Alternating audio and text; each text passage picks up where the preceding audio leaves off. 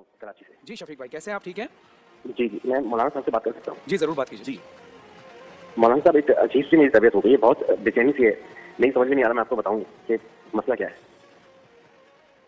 Hello, आप बताएंगे भाई तो इंशाल्लाह मौलाना साहब को वजीफा बता। मैं आपको, मैं असल में वो मेरी जो बीवी है, मेरी बीवी और माँ की आपस में लड़ाई रहती थी हमेशा, तो मैंने उससे कहने पे ना अपनी माँ को ओल्ड हाउस भेज दिया।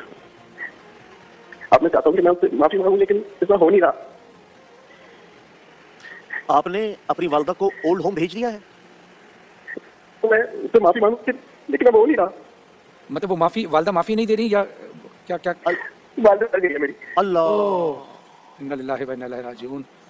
मेरे भाई मेरा बस नहीं चलता, मैं अपने आप को जी चाहता, मैं अपने आप को नोच लूं अपने नाखूनों से। नहीं समझ में नहीं आ रहा, ना मुझे नींद आ रही है, ना मुझे कुछ हो रहा है, मुझे सब पे गुस्सा आ रहा है।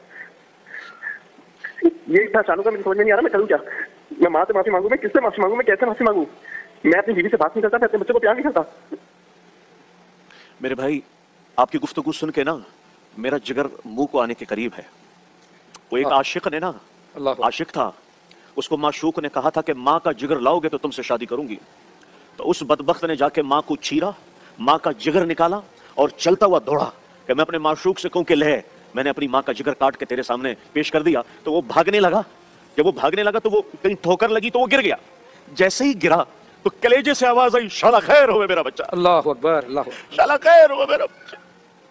जो लोबा पेट में रखे, खुद न खाए तुम्हें खिलाए, खुद न पिए तुम्हें पिलाए, खुद सर्दियों की रातों में खिड़की दरवाजों के करीब सोए, तुम्हें लिहाफ पहनाए, लोगों के घरों में बर्तन बाजे और तुम्हारा पेट भरा। उसके बाल सफेद हो गए, उसकी आंखों का नूर चला गया, उसकी कान की समाधि चली गई, उसको शुगर लगा तेरी वजह से, उसको ब्लड प्रेशर हुआ तेरी वजह से, उसको कैंसर लगा तेरी वजह से, उसका जीना हराम हो गया। एक माँ, आज एक माँ ओल्ड होम में मर गई है एक बेटे के हाथों, जिसके पैरों तले जमीन थी, जिसके पैरों तले जन्नत थी। तुमने उसे माँ का जनाजा निकाल दिया। तुम इस कायनात के कातिल हो, तुम इस कायनात के खूनी हो, जिसने तुम्हारे जैसे दरिंदे को जिंदगी दी, तुम्हारे जैसे दरिंदे को वजूद बख्शा। फरहान भाई, इस माशरे पे कयामत क्यों नहीं आएगी जहां माँ जैसी ममता को लोगों ने ओल्ड होम में बिठाया हुआ है। माँ जैसी ममता देख के बिना देख रही हो तो मेरी आपसे गुजारिश है, उस अल्लाह से माफी मांगे, उसकी कब्र पे जाके रोए कि माँ मैं तुझसे आज भीख मांगता हूँ।